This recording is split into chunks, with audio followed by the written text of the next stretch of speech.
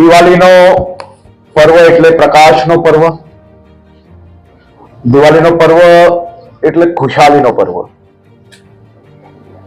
દિવાળીનો પર્વ એટલે સૌ પરિવારજનોને એકત્ર થવાનો પર્વ. સુરતની ધરતી એ લાખો લોકોને રોજગારી આપે છે અને લાખો નાગરિકો એ પોતાના સપના સાકાર કરવા માટે પોતાના પરિવારજનો જોડે સુરત શહેરમાં વસે છે. અને આ જ લાખો પરિવારો દ્વારા રાત દિવસ મહેનત કરીને આ શહેરને અને રાજ્યને દેશના સર્વોચ્ચ રાજ્ય સુધી પહોંચાડવાનો શ્રેય આ તમામ લોકોને જાય છે.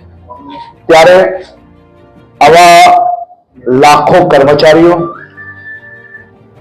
હજારો પરિવારો જે દિવાળીના તહેવારમાં પોતપોતાના વતન એ જાય સૌરાષ્ટ્રમાં હોય, દાહોદ, પંચમહાલ હોય કે પછી બનાસકાંઠા, પાટણ, મહેસાણા કે પછી સાબરકાંઠા હોય, આ બધા જ ક્ષેત્રમાં આ બધા જ પરિવારો દિવાળીના તહેવારમાં આપણે સૌ જાણીએ છીએ કે રાબેતા મુજબ તો ગુજરાતમાં એસટીની 8,000 બસો દરરોજ ચાલી રહી છે, જેમાં દરરોજ 27 લાખ જેટલા પેસેન્જરો આમાં ટ્રાવેલ કરતા હોય છે.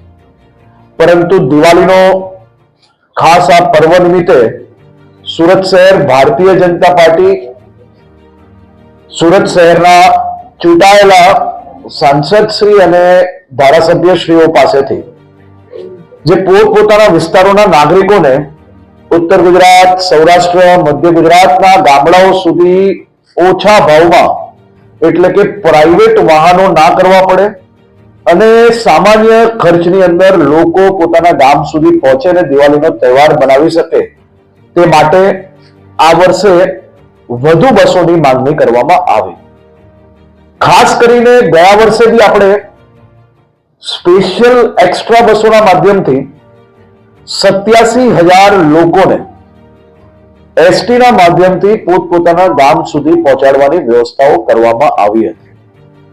આ વખતે આમાં બી બસોનો ઉમેરો કરવાનું નક્કી કરવામાં આવ્યું છે અને સુરત શહેર ખાતેથી 1600 એક્સ્ટ્રા બસોનું સંચાલન કરવામાં આવશે, જે 16 ઓક્ટોબરથી 19 ઓક્ટોબર દરમિયાન સાંજે 4 કલાકથી રાત્રે 10 કલાક સુધી આ બસો ઉપડશે. મુખ્ય રૂટ જેમ મેં આપણે પહેલા કહ્યું એમ સૌરાષ્ટ્ર, ઉત્તર ગુજરાત, દાહોદ અને પંચમહાલ રહેશે. ખાસ કરીને આ બધા જ ક્ષેત્રની જે બસો છે એને એક બસ સ્ટેશન પર ભેગી કરવાની બદલે આપણે અલગ અલગ સેક્ટરમાં આ બસો ઉપાડવાનું નક્કી કર્યું છે, જેથી લોકોને રિક્ષાનું ભાડું એક્સ્ટ્રા ના ચડે અને નજીકથી જ કોઈ બી પ્રકારના ટ્રાફિકમાં ફસાયા વગર પોતપોતે આ દિવાળીના સમયમાં પ્રવાસ કરી શકે.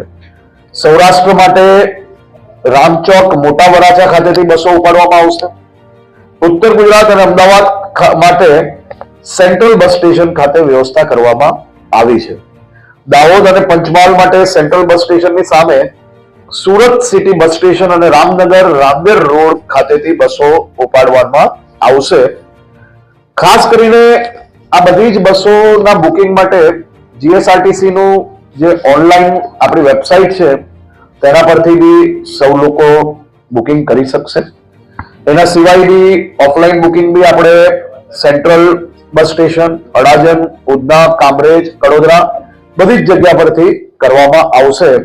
અને સમય અગર વધારવાની જરૂર લાગશે તો એ બી અમારો એસટી પરિવારના 38,000 જે પરિવારજનો છે તે આ પ્રકારના તહેવારોના દિવસોમાં પોતાના પરિવારની જોડે તહેવાર ત્યાગ કરીને લોકોની સેવા માટે ઉપલબ્ધ રહેવા માટેની તૈયારીઓ દર્શાવી છે અને એ બાબતની બી વ્યવસ્થાઓ ખાસ કરીને કરવામાં આવી છે. આના સિવાયનું જે વધુ ટ્રાફિક જે હોય છે કે જ્યાં જરૂર પડતી હોય છે દર વખતે એમાં 20 થી 26 ઓક્ટોબર સુધી વડોદરા અને અમદાવાદના રૂટ પર પણ એક્સ્ટ્રા બસોનું સંચાલન કરવાનું નક્કી કરવામાં આવ્યું છે. અને ખાસ કરીને દાદાની સવારી જ્યારે બસ આખી બુક કરાવે છે કોઈક સોસાયટી, પરિવારજનો, આ દેશમાં ગુજરાત એકમાત્ર રાજ્ય છે જ્યાં દાદાની સવારી એસટી અમારી પોતાની સોસાયટીના ઝાપા પરથી આવીને પેસેન્જરોને બસમાં બેસાડીને પોતાના ગામના ઝાપા સુધી મૂકવાની વ્યવસ્થાઓ કરવામાં આવે છે. હાલ પૂરતી આ 1600 બસોની વ્યવસ્થા થકી લોકો માટેની વ્યવસ્થા કરવાનું નક્કી કરવામાં આવ્યું છે. પરંતુ આજે જ શહેર ભારતીય જનતા પાર્ટી અને ચૂંટાયેલા પ્રતિનિધિઓ દ્વારા બીજી વધુ બસો માટેની બી જે માંગણી કરેલી છે તે માટે બી અમે લોકોએ સંપૂર્ણ તૈયારીઓ રાખી છે. જેમ જેમ બસો બુક થશે તેમ અગર વધારાની જરૂર હશે તો જરૂરથી એ બી સંપૂર્ણપણે ઉપલબ્ધ કરાવવામાં આવશે.